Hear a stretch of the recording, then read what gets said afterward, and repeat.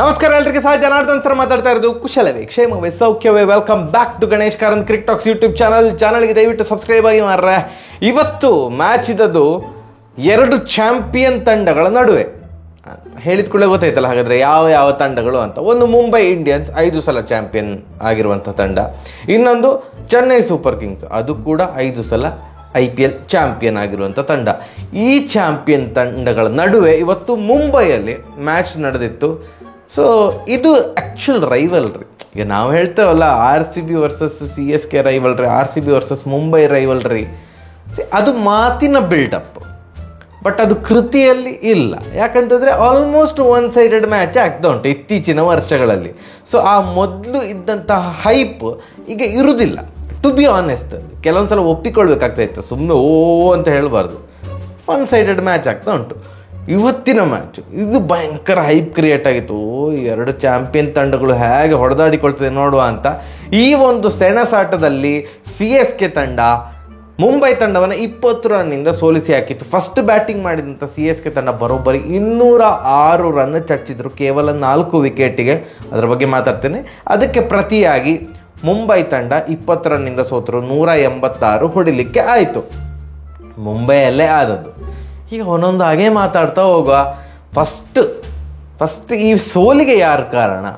ಈಗ ಸೋಲಿಗೆ ಹಾಗೆ ಒಬ್ಬನನ್ನು ಪಾಯಿಂಟ್ಔಟ್ ಮಾಡೋದು ಅದು ಆ್ಯಕ್ಚುಲಿ ತಪ್ಪು. ಬಟ್ ಸ್ಟಿಲ್ ಒಬ್ಬರನ್ನು ಪಾಯಿಂಟ್ಔಟ್ ಮಾಡಿ ಹೇಳಬೇಕು ಅಂತಂದರೆ ಮುಂಬೈ ತಂಡದ ಈವಾಗಿನ ಕ್ಯಾಪ್ಟನ್ ಹಾರ್ದಿಕ್ ಪಾಂಡ್ಯ ಅವರು. ನನಗೆ ಸಿಕ್ಕಾಪಟ್ಟೆ ಬೇಜಾರಾಯಿತು ಮಾರ್ರೆ. ಫಸ್ಟ್ ಆಫ್ ಆಲ್ ಅವರು ಅಂಡರ್ ದ ರೇಡರ್ ಇದ್ದಾರೆ. ಎಲ್ಲರೂ ಸಹ ಕಾಯ್ತಾ ಇರ್ತಾರೆ ಎಂತಾರು ಈಗ ನಾನು ಪಾಂಡ್ಯಗೆ ಬೈಬೇಕು ಅಂತ. ಎಲ್ಲರೂ ಕಾಯ್ತಾ ಇರೋದಕ್ಕೂ ಅವರ ಕ್ಯಾಪ್ಟನ್ಸಿಗೂ ಮತ್ತು ಅವರ ಕಾಂಟ್ರಿಬ್ಯೂಷನ್ಗೂ ಅದು ಹಾಗೆ ಆಗ್ತಾ ಉಂಟು. ಈಗ ಎಂಥದ್ದು ಗಾಯಕ್ಕೆ ಉಪ್ಪು ಸವರೋದು ಅಂತ ಹೇಳ್ತಾರಲ್ಲ, ಇನ್ನೂ ಸೊನ್ನೆ ಇರ್ತದಲ್ಲ, ಹಾಗೆ ಒಂದು ಗಾಯ ಉಂಟು ಮತ್ತೆ ಪುನಃ ಉಪ್ಪು ಸವರೋ ಕೆಲಸ ಪಾಂಡ್ಯವೇ ಮಾಡ್ತಾ ಇದ್ದಾರೆ. ಅವರು ಫಸ್ಟ್ 3 ಮ್ಯಾಚ್ ಸೋತಿದ್ರು, ಅದಾದಮೇಲೆ 2-2 ಗೆದ್ದರು. ಅದು 2-2 ಹೇಗೆ ಗೆದ್ದದು? ಫಸ್ಟ್ ಓವರ್ ಯಾಕೆ ಬುಮ್ರಾಗೆ ಕೊಡೋದಿಲ್ಲ ಹಾಗೆ ಅಂತೆಲ್ಲ ದೊಡ್ಡ ಮಾತುಕತೆ ಎಲ್ಲ ಸ್ಟಾರ್ಟ್ ಆಯ್ತಲ್ಲ. ನ್ಯೂ ಬಾಲ್ ಬುಮ್ರಾಗೆ ಕೊಡಬೇಕು. ಅವರಲ್ಲಿ ವಿಕೆಟ್ ತೆಗಿತಾರ ಇಲ್ವಾ ಅದು ಸೆಕೆಂಡರಿ, ಬಟ್ ಫಸ್ಟ್ ಓವರ್ ಬುಮ್ರಾಗೆ ಕೊಡಿ. He is the world's greatest bowler at present. ಅವರಿಗೆ ಫಸ್ಟ್ ಬಾಲ್ ನ್ಯೂ ಬಾಲ್ ಕೊಡಬೇಕು ಅಂತ ಫಸ್ಟ್ 3 ಮ್ಯಾಚ್ ಕೊಟ್ಟಿರಲಿಲ್ಲ. ಇವತ್ತು ಸಹ ಅದೇ ಮಿಸ್ಟೇಕ್. ನನಗೆ ಅದು ಎಂಥ ಎಕ್ಸ್ಪರಿಮೆಂಟಾ ಅಥವಾ ಯಾಕೆ ಕೊಡಬೇಕು? ನಾನು ಯಾಕೆ ಕೊಡಬೇಕು? ನಾನು ಕ್ಯಾಪ್ಟನ್, ನಾನು ಹೇಳಿದಾಗೆ ಎಲ್ಲರೂ ಸಹ ಕೇಳಬೇಕು ಅನ್ನೋ ಧೋರಣೆ ನನಗೆ ಅರ್ಥ ಆಗೋದಿಲ್ಲ. ಇವತ್ತು 3rd ಓವರ್ ಕೊಟ್ಟದ್ದು ಬುಮ್ರಾಗೆ, ಅದು ಅದರಿಂದ ಸೋತಿತ್ತು ಅಂತ ಹೇಳೋದಲ್ಲ. ಈ ಥರದ ಒಂದು ಸಿಲ್ಲಿ ಮಿಸ್ಟೇಕ್ ಮಾಡಿದಾಗ ಯಾಕೆ just why come on tell me ಅಂತ ಅನಿಸ್ತದೆ. ಸಾಯಿ ಕುಮಾರ್ ಮೈ ಮೇಲೆ ಬರ್ತದೆ ಕಮಾನ್ ಹಾ ಅಂತ. ಇನ್ನೊಂದು, ಈಗ ದೂಬೆ ಸ್ಪಿನ್ ಬ್ಯಾಷರ್ ಅಂತ ಎಲ್ರಿಗೂ ಸಹ ಗೊತ್ತುಂಟು. ದೂಬೆ ಸ್ಪಿನ್ನರ್ ಬಂದ ಕೂಡಲೇ ಹೊಡಿತಾರೆ ಅಂತ. ಅದರ ಅರ್ಥ ಅಂದರೆ ದೂಬೆ ಬ್ಯಾಟಿಂಗ್ ಮಾಡುವಾಗ ಸ್ಪಿನ್ ಬೌಲರ್ ಬಾಲ್ ಹಾಕಲೇಬಾರ್ದ? ಅಂದರೆ ಅಷ್ಟು ಡಿಫೆನ್ಸಿವ ಮೈಂಡ್ ಸೆಟ್ಟು. ಸ್ವಲ್ಪ ಅಟ್ಯಾಕಿಂಗ್ ಯಾಕೆ ನೋಡುವ, ನಮ್ಮ ಸ್ಪಿನ್ ಬೌಲರ್ ಏನು ಕಡಿಮೆ ಇದ್ದಾರೆ, ಟ್ರೈ ಮಾಡಿ ನೋಡುವ ಅನ್ನೋ ಆ್ಯಟಿಟ್ಯೂಡು ಇರಲೇ ಇಲ್ಲ ಪಾಂಡ್ಯಗೆ. ಶ್ರೇಯಸ್ ಗೋಪಾಲ್ ಅವರು 1 ಓವರಿಗೆ 9 ರನ್ ಕೊಟ್ಟು 1 ವಿಕೆಟ್ ಕಬಳಿಸಿದ್ರು. ಮತ್ತು ನಾಬಿ ಅವರು 3 ಓವರಿಗೆ ಕೇವಲ 19 ರನ್ ಕೊಟ್ಟದ್ದು. ಸೊ ಅವರ ಸ್ಪಿನ್ನರ್ಸು ಇವತ್ತು ಸೂಪರಾಗಿ ಬಾಲ್ ಆಗ್ತಾಯಿದ್ರು. ದೂಬೆ ಅವರು ಬಂದ ಕೂಡಲೇ ಸ್ಪಿನ್ನರ್ಸಿಗೆ ಬೌಲಿಂಗೇ ಕೊಡಲಿಲ್ಲ. ಹಾಗಾದರೆ ಫಾಸ್ಟ್ ಬೌಲರ್ಸಿಗೆ ದೂಬೆ ಹೊಡಿಲಿಲ್ವಾ? ಇವತ್ತು ಫಾಸ್ಟ್ ಬೌಲರ್ಸಿಗೆ ಸಹ ದೂಬೆ ಬಿಡಲಿಲ್ಲ. ದಡಬಡ ಅಂತ ಹೊಡಿತಾ ಇದ್ರು. 40 ಬಾಲಿಗೆ ಅಲ್ಲ 38 ಬಾಲಿಗೆ 66 ಅಥವಾ 40 ಬಾಲಿಗೆ 66 ಏನೋ 38 ಬಾಲಿಗೆ 66 ರನ್ ಹೊಡೆದ್ರು ಅಂತ ಕಾಣ್ತದೆ. ಸೊ ಯಾರನ್ನು ಸಹ ಬಿಡಲಿಲ್ಲ. ಫಾಸ್ಟ್ ಬೌಲರ್ಸಿಗೆ ಹೊಡಿತಾ ಇರುವಾಗ ಅಟ್ಲೀಸ್ಟ್ ಫಾರ್ ಅ ಚೇಂಜ್ ನೋಡುವ ಎಂತ ಆಗ್ತದೆ ನೋಡುವ ಅಂತ ಶ್ರೇಯಸ್ ಗೋಪಾಲ್ಗೋ ಅಥವಾ ನಾಬಿಗ ಕೊಡ್ಬೋದಿತ್ತು. ಅವರು ಕೊಡಲಿಲ್ಲ. ಸರಿ, ಅದು ಆ ಸೋಲಿಗೆ ಕಾರಣ ಇಲ್ಲ. ಇನ್ನೊಂದು ಮೇಜರ್ ರೀಸನ್ ಉಂಟು. ಏನು ಮೇಜರ್ ರೀಸನ್ ಅಂತಂದರೆ 19.2 ಓವರ್ ತನಕ ಮುಂಬೈಗೆ ಬೇಕಿದ್ದ ಹಾಗೆ ಮ್ಯಾಚ್ ನಡೀತಾ ಇತ್ತು. ಯಾಕಂತಂದರೆ ಡ್ಯಾರೆಲ್ ಮಿಶೆಲ್ ಅವರು ಬಂದರು. ಡ್ಯಾರೆಲ್ ಮಿಶೆಲ್ ಬಂದದ್ದು 3 ವಿಕೆಟ್ ಹೋದ್ಮೇಲೆ ಡ್ಯಾರೆಲ್ ಮಿಶೆಲ್ ಬಂದದ್ದು ರನ್ ವೇಗ ಪೂರ್ತಿ ಬಿದ್ದೋಯ್ತು. ಯಾಕಂತಂದರೆ ಒಂದು ಶರವೇಗದಲ್ಲಿ ಹೋಗ್ತಿದ್ದಂತಹ CSKದು ಸ್ಕೋರ್ ಡ್ಯಾರೆಲ್ ಮಿಶೆಲ್ ಬಂದ ಮೇಲೆ ನಿಧಾನಕ್ಕೆ ಹೋಗ್ಲಿಕ್ಕೆ ಸ್ಟಾರ್ಟ್ ಆಯ್ತು. ಏನು ರನ್ ಬರ್ತಾ ಇಲ್ಲ. 14 ಬಾಲಿಗೆ 17 ರನ್ ಹೊಡೆದಿದ್ದಾರೆ. ಸ್ಲಾಗ್ ಓವರಲ್ಲಿ ಬಂದ ಮೇಲೆ 14 ಬಾಲಿಗೆ 17 ಹೊಡೆದೆ ಅಂತಂದ್ರೆ ಸಾಕಾಗೋದಿಲ್ಲ. 14 ಬಾಲಿಗೆ ಮಿನಿಮಮ್ 25 ರನ್ ಹೊಡಿಬೇಕು. ದಟ್ ಈಸ್ ವಾಟ್ ಎಲ್ಲರೂ ಎಕ್ಸ್ಪೆಕ್ಟ್ ನೋಡಿದೆ. ಅದನ್ನು 14 ಬಾಲಿಗೆ 17 ರನ್ ಹೊಡೆದ್ರು. ಭಾರಿ ರನ್ ವೇಗ ಪೂರ್ತಿ ಕುಸಿತಗೊಂಡಿತ್ತು. 14 ಬಾಲಿಗೆ 17 ರನ್ ಹೊಡೆದು ಔಟ್ ಆದಾಗ 19.2 ಓವರ್ಸ್ಗೆ ಔಟ್ ಆದಾಗ CSKದು ಮೊತ್ತ 186 ಆಗಿತ್ತು. ಅಲ್ಲಿ ಎಂಟರ್ ಆದದ್ದು MS ಧೋನಿ. ಲಾಸ್ಟ್ ಓವರ್ ಹಾಕಿದ್ದು ಪಾಂಡ್ಯವ್ರಿಗೆ ಈಗ ಅಂದ್ಕೊಳ್ತಾ ಇರ್ಬೋದು, ನಾನು ಯಾಕಾದ್ರೂ ಡ್ಯಾರೆಲ್ ಮಿಶೆಲನ್ನು ಔಟ್ ಮಾಡಿದೆ ಮಾರೆ, ಎಲ್ಲರೂ ಸೇರಿಕೊಂಡು ಈಗ ನನಗೆ ಬೈತಿದಾರಲ್ಲ ಅಂತ. ಯಾಕಂದ್ರೆ ನೆಕ್ಸ್ಟ್ 4 ಓವರ್ ಧೋನಿ ಆಡಿದ್ರು. First 3 ball 3 six, last ball 2 run. So ಬರೋಬ್ಬರಿ 20 ರನ್ ಹೊಡೆದ್ರು. ಕೇವಲ 4 ಬಾಲಲ್ಲಿ 20 ರನ್ ಹೊಡೆದು 186ರಿಂದ 206ಕ್ಕೆ ತಂಡದ ಸ್ಕೋರ್ ಅನ್ನು ತಗೊಂಡೋದ್ರು. ಅದು ವಿಶೇಷ ರೆಕಾರ್ಡ್ ಅಂತೆ. ಇಂಡಿಯನ್ ಬ್ಯಾಟ್ಸ್ಮನ್ ಇಂದ ಇಡೀ IPL ಹಿಸ್ಟ್ರಿಯಲ್ಲಿ ಇಂಡಿಯನ್ ಬ್ಯಾಟ್ಸ್ಮನ್ ತಾನು ಎದುರಿಸಿದ ಫಸ್ಟ್ 3 ಎಸೆತವನ್ನ 6 ಹೊಡೆದದ್ದು ಇಂಡಿಯನ್ ಬ್ಯಾಟ್ಸ್ಮನ್ ಅಲ್ಲಿ ಇದು ರೆಕಾರ್ಡ್ ಅಂತೆ. ಬೇರೆ ಫಾರಿನ್ ಬ್ಯಾಟ್ಸ್ಮನ್ ಯಾರು ಹೊಡೆದಾರೆ ಅಂತ ನಂಗೆ ಗೊತ್ತಿಲ್ಲ. ಏನಾರು ಇದ್ರೆ ಕಮೆಂಟಲ್ಲಿ ತಿಳಿಸಿ, ನಾನು ತಿಳ್ಕೊಳ್ತೇನೆ. ಬಟ್ ನಾನು ಎಲ್ಲ ಗ್ರೂಪಲ್ಲೆಲ್ಲ ಬಂತು ದಟ್ ಇದು ಇಂಡಿಯನ್ ಬ್ಯಾಟ್ಸ್ಮನ್ ಅಲ್ಲಿ ಇದು ಹೊಸ ರೆಕಾರ್ಡು, ಎದುರಿಸಿದ ಫಸ್ಟ್ 3 ಎಸೆತವೇ 6 ಅಂತ. ಸೂಪರ್ ಆಗಿ ಬ್ಯಾಟಿಂಗ್ ಮಾಡಿದ್ರು. ಅದ್ರ ಜೊತೆಗೆ ಪಾಂಡ್ಯ ಅವರು 3 ಬಾಲ್ 3 ಸಿಕ್ಸ್ ಹೊಡಿ ಅನ್ನೋ ಥರ ಬಾಲ್ ಹಾಕಿದಾಗಿತ್ತು. ಯಾವ್ದಾದ್ರು ಬ್ಯಾಟ್ಸ್ಮನ್ ಇದು ಸ್ಟ್ರೆಂತ್ಗೆ ಬಾಲ್ ಹಾಕ್ಬಾರ್ದು ಮಾರೆ, ವೀಕ್ನೆಸ್ಸಿಗೆ ಬಾಲ್ ಹಾಕ್ಬೇಕಲ್ಲ. 3 ಬಾಲ್ ಹಾರಿಬಲ್ ಬಾಲ್ ಅಂದರೆ 6 ಹೊಡೆಯುವಂತಹ ಒಂದು ಎಸೆತಗಳಾಗಿತ್ತು. ನಮ್ಮ ಧೋನಿ ಅವರನ್ನು ನಿಯಂತ್ರಿಸಬೇಕಂತಂದ್ರೆ outside off almost yorker length ball ಹಾಕ್ಬೇಕು, ಅಥವಾ maybe body line bouncer ಏನೊಂದು ಟ್ರೈ ಮಾಡಬೇಕು. ಇವೆಲ್ಲ ಲೆಂತ್ ಬಾಲ್ ಹಾಕಿ ಕೊಡ್ತಿದ್ರು, ಸ್ಲಾಟಲ್ಲಿ ಬಾಲ್ ಹಾಕಿ ಕೊಡ್ತಾ ಇದ್ದಾರೆ. ಒಂದು ಲಾಂಗ್ ಆಫಿಗೆ 6 ಹೊಡೆದ್ರು, ಇನ್ನೊಂದು ಮಿಡ್ ವಿಕೆಟ್ ರೀಜನ್ಗೆ ಫ್ಲಾಟ್ 6 ಹೊಡೆದ್ರು, ಜುಬ್ ಅಂತ ಹೋಯ್ತು. ಇನ್ನೊಂದು ಫುಲ್ ಟಾಸ್ ಲೆಗ್ ಸೈಡಲ್ಲಿ ಒಂದು 6 ಹೋಯ್ತು. ಅದೆಂತ ಬೌಲಿಂಗ್ ಮಾರೆ ಪಾಂಡ್ಯ ಅವ್ರಿಗೆ, ನನಗೆ ಅರ್ಥವೇ ಆಗಲಿಲ್ಲ. ಅವ್ರು ಲಾಸ್ಟ್ ಓವರ್ ಯಾಕೆ ಹಾಕಿದ್ರಂತವೇ ನನಗೆ ಅರ್ಥ ಆಗಲಿಲ್ಲ. 206 ರನ್ ಹೊಡೆದ್ರು ಯಾರು CSK ಅವರು. ಮತ್ತೆ ಮುಂಬೈ ಅವರಿದು ಬ್ಯಾಟಿಂಗ್ ಸ್ಟಾರ್ಟ್ ಆಯಿತು. ರೋಹಿತ್ ಶರ್ಮಾ ಅವರು ಇವತ್ತು ಬೇರೆನೇ ಝೋನಲ್ಲಿದ್ದರು. ನಿಮಗೆ ರೋಹಿತ್ ಶರ್ಮಾ ಅವರ ಬ್ಯಾಟಿಂಗ್ ಫಸ್ಟ್ 5 ಓವರ್ ನೋಡಿದಾಗಲೇ ಒಂದು ಕ್ಷಣಕ್ಕೆ ಅನ್ನಿಸ್ತೈತಿ, ಇವತ್ತು ಯಾಕೆ ರೋಹಿತ್ ಶರ್ಮಾ 100 ಹೊಡಿತಾರೆ ಏನೋ ಅಂತ. ಒಂದು ಕ್ಲಾಸ್ ಟೈಮಿಂಗ್ ಎಲ್ಲ ಪರ್ಫೆಕ್ಟ್ ಆಗಿತ್ತು. 13 ಓವರ್ ತನಕ ಮ್ಯಾಚ್ ಮುಂಬೈ ಕೈಯಲ್ಲಿತ್ತು. 13 ಓವರ್ಗೆ 126 ರನ್ ಹೊಡೆದಿದ್ರು. ಅಂದರೆ ಆಲ್ಮೋಸ್ಟ್ ಏನು ರಿಕ್ವೈರ್ ರನ್ ರೇಟ್ ಏನಿದೆ ಹಾಗೇ ಹೋಗ್ತಾ ಇತ್ತು. 10 ಸರಾಸರಿ ಆಲ್ಮೋಸ್ಟ್ 9.5 10 ಸರಾಸರಿಯಲ್ಲೇ ಹೋಗ್ತಾ ಇತ್ತು, ಸೂಪರಾಗಿ ಹೋಗ್ತಾ ಇತ್ತು. ಅಲ್ಲಿಂದ ಸಡನ್ ಆಗಿ ಅಲ್ಲಿ ಫಸ್ಟ್ ಇಶಾನ್ ಕಿಶನ್ ಅವ್ರು ಔಟ್ ಆದ್ರು. ಮೇಯ್ನ್ ಅಲ್ಲಿ ಮ್ಯಾಚ್ ಟರ್ನ್ ಆಗಿದ್ದೆ ಏನು, ಇಂಥ ಒಂದು ದೊಡ್ಡ ಸ್ಕೋರ್ ಚೇಸ್ ಮಾಡುವಾಗ ಸೂರ್ಯಕುಮಾರ್ ಯಾದವ್ ಅವರು ದಡಬಡ ಅಂತ ಹೊಡಿಬೇಕು ಅನ್ನೋದು ಎಕ್ಸ್ಪೆಕ್ಟ್ ಮಾಡ್ತಾರೆ ಎಲ್ಲರೂ ಸಹ. ಬಟ್ ಸೂರ್ಯಕುಮಾರ್ ಯಾದವ್ ಅವರ ಈ IPL ಸೀಸನ್ ಹೇಗೆ ನಡೀತಾ ಉಂಟು ಅಂತಂದರೆ 2 ಬಾಲಿಗೆ 0 ಫಸ್ಟ್ ಮ್ಯಾಚ್ ಅವ್ರು ಆಡಿದಂಥ ಫಸ್ಟ್ ಮ್ಯಾಚ್ 2 ಬಾಲಿಗೆ 0 ಹೊಡೆದ್ರು. ಮತ್ತೆ RCB ಮೇಲೆ 19 ಬಾಲಿಗೆ 52 ರನ್ ಹೊಡೆದ್ರು. RCB ಮೇಲೆ ಎಲ್ಲರೂ ಸಹ ಫಾರ್ಮಿಗೆ ಬರ್ತಾರೆ. ಮತ್ತೆ ಇವತ್ತು ಮತ್ತೆ ಪುನಃ 2 ಬಾಲಿಗೆ 0. ಸೊ ಪಾತಿರಾನ್ ಅವರ ಫಸ್ಟ್ ಓವರ್, ಅದರಲ್ಲಿ ಫಸ್ಟ್ ಬಾಲು ಮತ್ತೆ ಥರ್ಡ್ ಬಾಲ್ ಇಶಾನ್ ಕಿಶನ್ ಅವರು ಫಸ್ಟ್ ಬಾಲ್ ಔಟ್ ಆದರು, ಥರ್ಡ್ ಬಾಲಿಗೆ ಸೂರ್ಯಕುಮಾರ್ ಯಾದವ್ ಅವರು ಔಟ್ ಆದರು. ಆ 2 ಕಂಟಿನ್ಯೂಸ್ ಒಂದೇ ಓವರಲ್ಲಿ 2 ವಿಕೆಟ್ ಬಿದ್ದದ್ದು. ರನ್ ವೇಗ ಕುಂಠಿತಗೊಳ್ಳಿತು ಸ್ವಲ್ಪ. ಮತ್ತು ತಿಲಕ್ ವರ್ಮಾ ಅವರು ಔಟ್ ಆದಮೇಲೆ ಆ ಒಂದು 13ರಿಂದ 16 ಓವರ್ ಉಂಟಲ್ಲ, ರನ್ನೇ ಬರಲಿಲ್ಲ, ಬೌಂಡ್ರಿ ಬರಲಿಲ್ಲ. ಫಾರ್ 15-16 ಬಾಲ್ಸ್ ಬೌಂಡ್ರಿಯೇ ಬರಲಿಲ್ಲ. Thanks to again captain Hardik Pandya ಅವರು.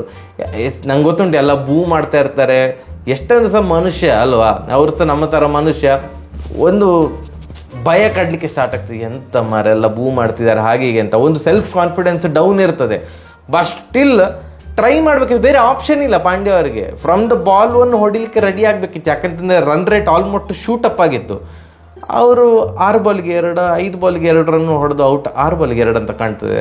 ಸೊ ಅಲ್ಲಿ ನೋಡಿ, ಅಲ್ಲಿ ಧೋನಿ ಅವರು ಹೊಡೆದು 4 ಬಾಲ್ಗೆ 20 ರನ್ ಹೊಡೆದ್ರು, ಇವರು 6 ಬಾಲ್ಗೆ 2 ರನ್ ಹೊಡೆದ್ರು.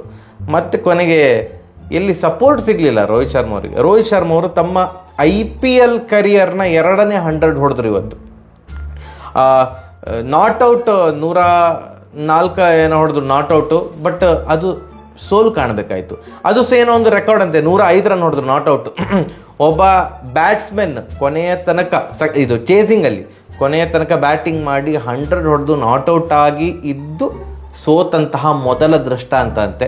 ಬ್ಯಾಡದಿದ್ದ ರೆಕಾರ್ಡ್ ಈಗ ರೋಹಿತ್ ಶರ್ಮಾ ಅವರ ಪಾಲಾಯಿತು. 105 63 ಬಾಲಿಗೆ 105 ರನ್ ಸೂಪರಾಗಿ ಆಡಿದರು. ಬಟ್ ಇನ್ನೊಂದು ಎಂಡಿಂದ ಸಪೋರ್ಟ್ ಸಿಗಲೇ ಇಲ್ಲ, ಯಾರ ಕಡೆಯಿಂದ ಸಹ ಸಪೋರ್ಟ್ ಸಿಗಲಿಲ್ಲ.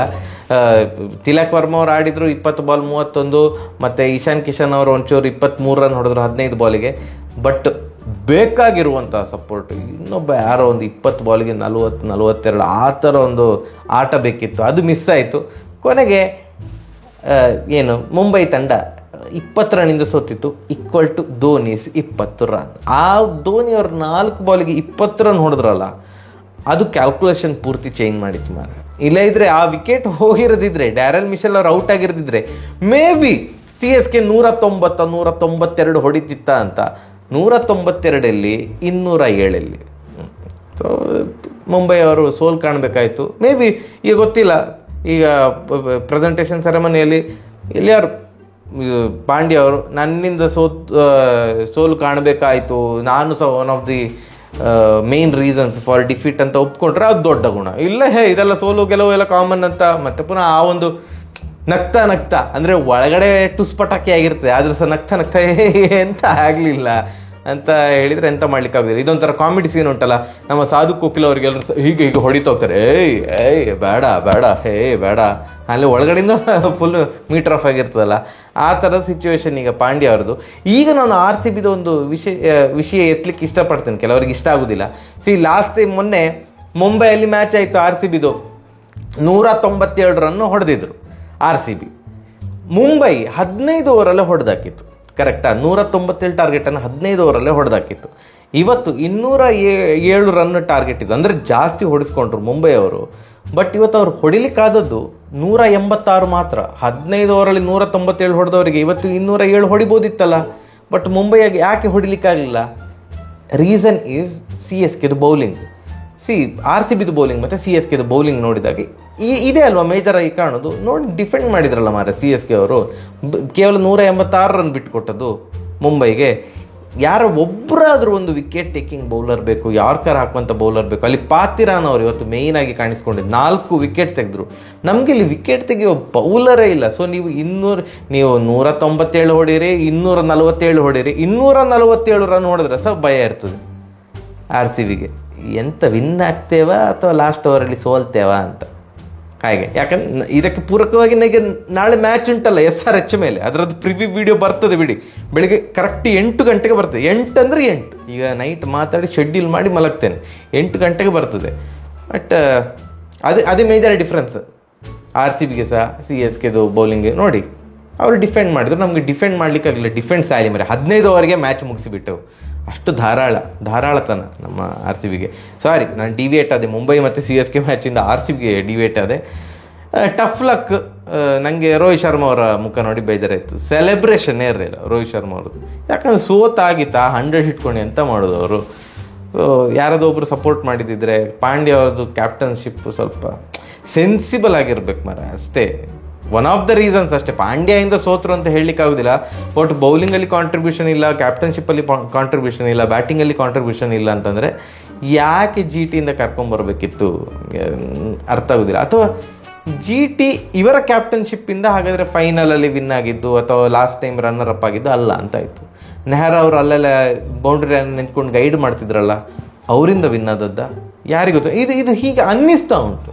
ಈಗ ಸಹ ಹೇಳಲಿಕ್ಕಾಗೋದಿಲ್ಲ. ಮುಂಬೈ ಮತ್ತೆ ಪುನಃ ಪುಟ್ಟಿದ್ದದ್ದು ಪ್ಲೇ ಆಫಿಗೆ ಹೋಗಿ ಕಪ್ ಗೆದ್ರೆ ಸಹ ಆಶ್ಚರ್ಯ ಏನಿಲ್ಲ. ಅದು ಯಾಕಂದ್ರೆ ನಾನು ಸುಮಾರು ಸಲ ಹೇಳಿದ್ದೇನೆ, ಹುಚ್ಚರ ತಂಡ ಮರ, ಎಲ್ಲ ದಡಬಡ ಅಂತ ಹೊಡಿತಾ ಇರ್ತಾರೆ.